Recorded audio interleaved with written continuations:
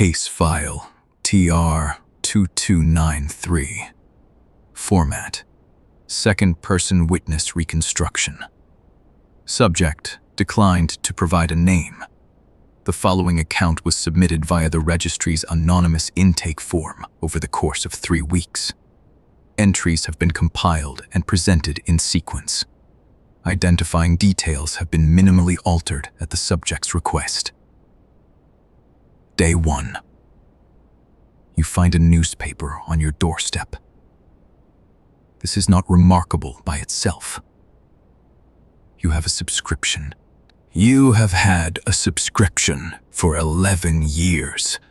The last vestige of a habit you inherited from your father, who believed physical newspapers were more reliable than the internet, and who died before he could be proven wrong about very much at all. The paper arrives 6 days a week, rolled in a rubber band, left on the top step. You pick it up. You snap off the rubber band. You don't look at the date. You never look at the date first. You go to the weather, then the local section, then whatever is left after you've made your coffee. You're on your second cup when you find it. Page 7. Obituaries. You don't read the obituaries. You haven't read them since your fathers appeared in this same paper 14 years ago. You don't know why you turn to page 7 today. You turn to page 7. Second column, third entry. Your name. Your full name, including your middle name, which you hate and which has not appeared in print since your college graduation program. Your age, correct. Survived by your sister, your brother-in-law, your niece, whose name is spelled correctly, whose existence is not publicly listed anywhere. The notice says you will be missed. It says you were devoted to your work. It says arrangements are pending. You look at the date on the front page. The date is 3 weeks from today. Day 3. You have not told anyone. You understand this is the kind of thing that, if you tell people, makes you sound like you are not managing well. You are managing. You searched for the paper online and could not find it. The digital edition for today's date shows the correct date, your date. And page 7 is a story about a school board meeting. You photographed the obituary. You photographed the date. You put the physical newspaper in a Ziploc bag because you saw someone do that on a crime show once, and it seemed correct. You called the newspaper's circulation desk and asked whether there was a way a future edition could have been accidentally delivered. The woman on the phone said that wasn't possible. You asked to speak to whoever handled the obituary section. She transferred you to a voicemail box. You did not leave a message. You have been sleeping with the light on. Day 5. The obituary does not include a cause of death. You've read it probably 60 times at this point. The language is standard. The details are correct. Your age, your name, your family. A reference to your work that is vague enough to be plausible and specific enough to be personal. No cause, no location of service, no funeral home listed. Just arrangements are pending. You called your doctor and scheduled a checkup. You told her you had been feeling run down. You did not mention the newspaper. She ordered blood work. Everything came back normal. You began paying attention, for the first time in years, to the small physical facts of being alive. The specific weight of your body in a chair. The way coffee smells before you drink it. Your niece's full name in print, spelled correctly by something that knew it. Day 9.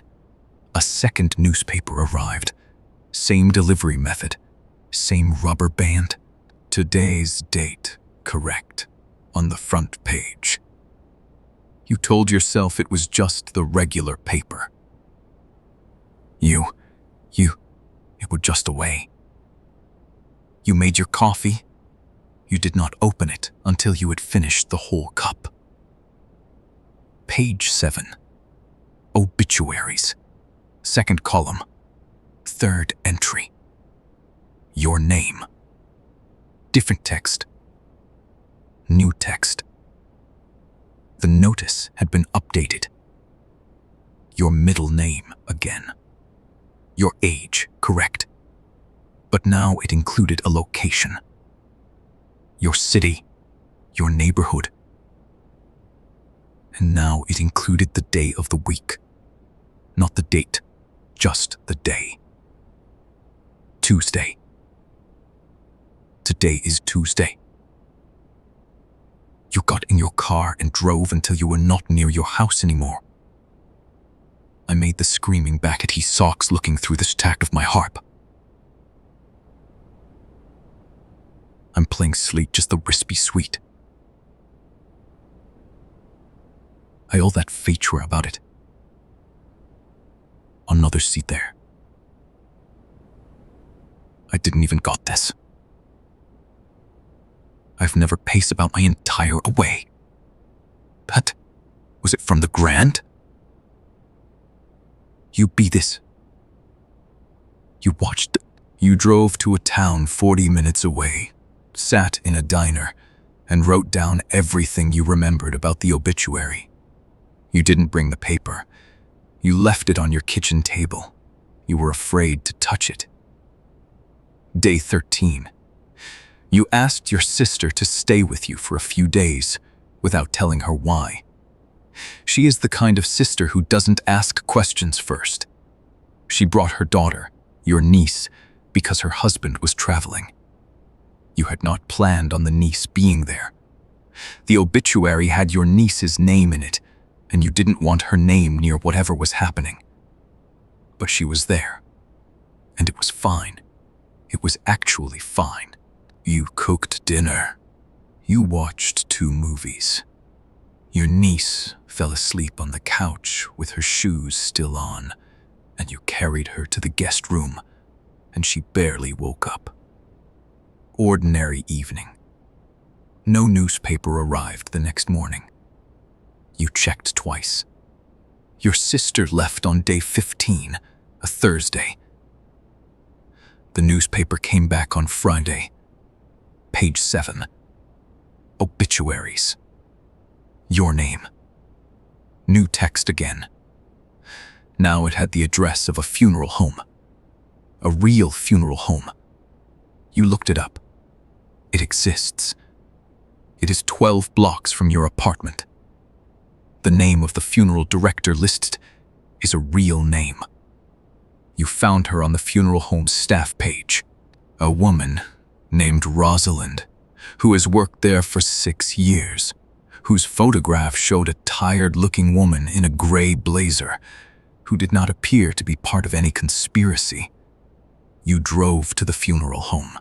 You asked to speak to Rosalind. The receptionist said she was with a family. You waited 20 minutes. Rosalind came out and asked if you were there for a consultation. You said, not exactly. You showed her the obituary on your phone. She read it. She said she had never seen it before. She said the funeral home had not been contacted about any arrangements for you. She said, and she seemed to mean this kindly, that sometimes people received these notices due to clerical errors at the paper, that names could be repeated from older entries, that the best thing was to call the obituary desk directly and have it corrected. You thanked her. You walked outside. You sat on the curb in front of the funeral home for a while. Day 18, 3 days before the printed date. You submitted this account to the registry. You included all the photographs. You listed every detail you could remember. You said you did not know what you were asking for. Documentation, maybe, or simply someone to know what you knew in case something happened. You said you are not afraid. You said you'd made peace with most of it. You said the thing that still bothered you, the thing that kept you from sleeping, was the niece's name. Spelled correctly, not on any public record. Somehow known. You asked the registry to keep this entry on file, regardless of outcome. The registry confirmed receipt of your submission. Day 21. Nothing happened. The date printed on the first newspaper came and went. You were alive at midnight. You were alive the next morning. You made coffee. You went to work. Nothing happened. The newspapers stopped arriving. You waited a week. 2 weeks. No fourth edition. No update. The obituary desk never returned your call.